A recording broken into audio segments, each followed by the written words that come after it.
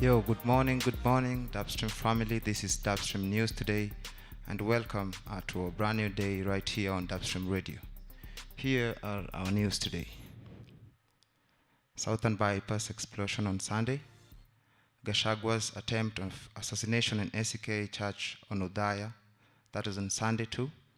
And the last news, 150 stolen mobile phones recovered as DCI busts a black market phone syndicate in Nairobi. Moving on to sports news also, Manchester thrash Arsenal 3-2. These are our news today, and we can go about it. So starting with the first news about the Southern bypass explosion.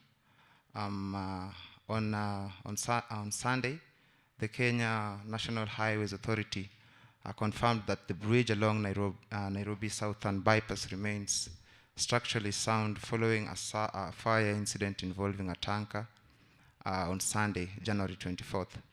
In a statement on the evening, January 26th, the authorities revealed the structures team had deployed specialists to the scene, where they carried out a thorough inspection of the site. The team conducted a number of checks, including measurements, visual checks, and other structural evaluations to determine the full extent of any damage caused by the intense blaze. Preliminary reports indicate that the bridge is structurally sound for continued use as the detailed analysis is undertaken. A statement from the Kenha. The authority also shares videos of the assessment which the lorry was on deck with technicians who resorted to using an undestructive testing on devices on the underpass to check of voids and cracks along the busy road. On Saturday, an oil tanker exploded into a ball of fire after collision along a southern bypass behind Carnival. The fuel tanker landed on the left hind side of the dual carriageway, and part of the trailer is of the Swaminarayan Street, just below the tunnel below the southern bypass, with the blaze affecting traffic in both directions. In the wake of the accident, there were concerns that the blaze, which lasted well over an hour, had compromised the structural integrity of the bridge, which is frequented by heavy trucks. The fuel tanker reportedly collided with the truck before colliding into flames, producing thick black smoke that reduced visibility along the roadway. One of the drivers was confirmed to have passed away from the incident. At the time of the publications of this article that we're using on the internet, the truck and other heavy commercial vehicles are looking to connect from Mombasa to Nairobi's outskirts were still using the overpass with no indications of immediate danger. Traffic was also relatively smooth along the southern bypass by Tuesday 27th, days after the authorities cleared the aftermath of the inferno. That is the first news. So we're going to move into the second news, which is concerning Gachagua. So on Sunday, Gachagua, there was a Gachagua attempt on assassination in ACK Church in Udaya. A gang of 15 alleged rogue officers, according to the former deputy president, appeared to them in Udaya in a church as they started shooting people and shooting around the places. Women, children fled on the scene after inhaling smoke. Some vehicles were also torched. It was a very, very weird scene. Prominent Kenyan opposition regarding Gachagua has alleged that there was an attempt of his life during a Sunday church service. Gachagua, who was the former president before his impeachment in 2024, claimed in an interview with BBC that rogue officers shot at everybody and tear-gassed the church in Udhaya in the central county of Nyeri. He had previously accused his former ally, President William Ruto, of ordering the attack, but did not provide any evidence. Ruto has not commented, but the government spokesman, Isaac Mwaura, accused Gachagua of staging his own attack. The police said an investigation had been launched, adding that no injuries had been reported. Reports that police indicated that a tear gas canister had been thrown inside the St. Peter's Anglican Church in 11 p.m., disrupting the service. Several vehicles were damaged within the church compound, the police added, appealing for the witnesses. Gachagua, known as being a wealthy businessman from the central Mount Kenya area and now vocal critic of the president, said that he was escorted safely with his security team. That's our second news. We're going to have a short break with the song Professor J and Diamond Platinum's. The song is named Keep It Just Here. Hope you enjoy it.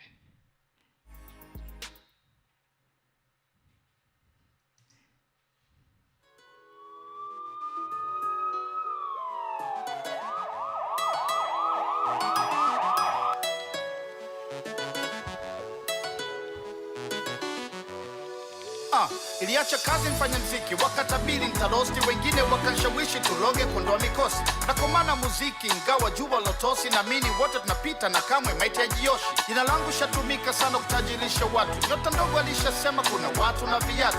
Bunduki hauwi watu ila watu ndo wanaua watu, dunia kama jalala tazama kwa jicho la tatu. Misa mbaya, watu wanahusda na roho mbaya, tunawaita takatifu kumbe ndo mavampaya. Yalisemwa mengi de mwangu alipotoroka, ni fundisho tosha na changamoto kwa mwanachoka. Nimepita mengi mitihani ya kila namna, ndio maana mimi sishangai wakinita mbeba lawama. Washikaji wengine feki kwenye dili ya wakujui, wanadhani kila jogoo wakiwika ni asubuhi. Riziki ya mwezi ziba labda mtaichelewesha tu, na kesho mnishusha Mwenyezi ananipaisha. Kote mliko bana kidume ndo natusua, mnanijua nakamua roza wanga zinongua.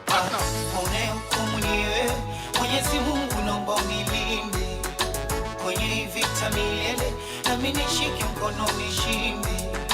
Unahukumu ni wewe Mwenyezi Mungu naomba unilinde kwenye vita milele, wanachoka daima nishinde. Walishazusha nimekufa, mepata jali, washindwe na walegee. Mwenyezi niepushe mbali, wakasema nina ukimwi kwa kuwa nilikonda ghafla. Wanataka kunizika mzima kabla sijafa. Waliosema nina ngoma wengine tushafukia, wanaomba nife leo na mimi watatangulia.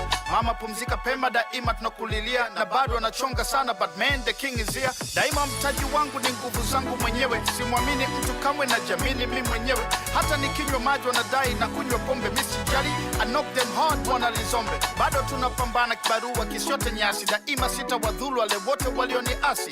Nikikaa kimya msidhani sijasikia, sio bahati songekewa ni sauti iliyobarikiwa. Mone ukumunie Mwenyezi Mungu naomba unilinde kwenye vita milele, na mimi nishike mkono nishinde.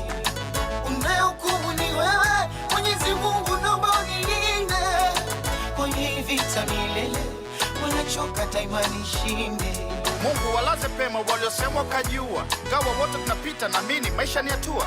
Maneno ya watu sumu yanaponya na yanaua, please nipo ujasiri mpaka siku kinchukua. Wape nguvu wale wote waliokata tamaa, maneno yanaleta hila na mzozo kwenye mitaa. Wanahesabu mabaya tu na mema wayaon, wanakuchekea machoni, wanakuroga moyoni. Wanacheka chini chini wakati una msiba, wa kwanza kukutangaza kwa watu ukiwa na shida. Wanatamani wapangue kila Mola alichopanga, wanatangaza amani huku wameficha mapanga. Unahukumu ni wewe Mwenyezi Mungu naomba unilinde kwenye vita milele, na mimi nishike mkono nishinde. Unahukumu ni wewe Mwenyezi Mungu naomba unilinde kwenye vita milele, wanachoka daima nishinde. Ni maneno nishazoea, ndio maana sijali wanapoongea.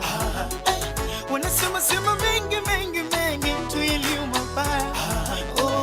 Nishazoea, ndio maana sijali wanapoongea. Hey, wanasema sema mengi mengi mengi. Yeah, yeah. Oh, hey, yeah.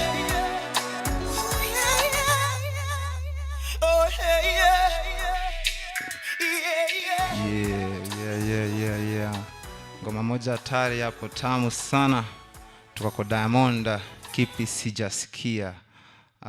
Moving on to next news. Our second last news of the day, Daily DAP News. Welcome back. It's Wilfred Okelo as your host. So with the next news, that's the third news. 150 stolen mobile phones recovered as DCI busts a black market phone syndicate in Nairobi. 7 suspects are arrested. So the Directorate of Criminal Investigations, DCI, has arrested several suspects in Nairobi for running a black market mobile phone theft network, following public complaints of rising cases of phone snatching and theft. A multi-agency team led by the DCI's Operation Support Unit conducted an intelligence-led operation across various parts of the country. During the raids, investigators recovered 150 mobile phones, 16 tablets, and 6 laptops from multiple locations. Amongst those arrested is Nambwanje Zaina, also known as Aisha Nalubanga or Zainab, a Ugandan national apprehended in Shauri Moyo. Detectives recovered 75 mobile phones and 2 laptops from her residence. Investigators say she acted as the link between the Kenyan receivers and the Ugandan buyers, working with accomplices including Kaluoyo Sam, and who was also arrested. Further arrests include James Mwangi Gashoka at his shop in Tusker House, where detectives recovered 16 tablets and 19 phones, and Samuel Sifuna Simuyu at Kangemi bus station, who facilitated the transport to stolen devices. In Ngumba Estate, Abonyo Adhiambo Maureen was caught with 2 phones and 2 laptops, while additional phone components were seized from our shops. Jamkey Accessories. Kelvin Kuria Wanjeri and Mike Ngugi Mwaura were arrested in Thome Estate in industrial area, respectively, with several phones and laptops recovered from their premises. Detectives have noted that many phones had their operating systems tampered with or dismantled for parts. They have already traced other rightful they have traced one rightful owner, Edna Wambui from Ngando, who positively identified a stolen device. The case in Nairobi and Kenya with the stealing of phones has risen, and it is really impacted to people, even losing their information and being breached too. But moving on next to our last news, that is Manchester United, about Manchester United game with Arsenal. Manchester thrashed Arsenal 3-2. This was at Emirates Stadium on Sunday, ending the Gunners' 13-game unbeaten run in all competitions.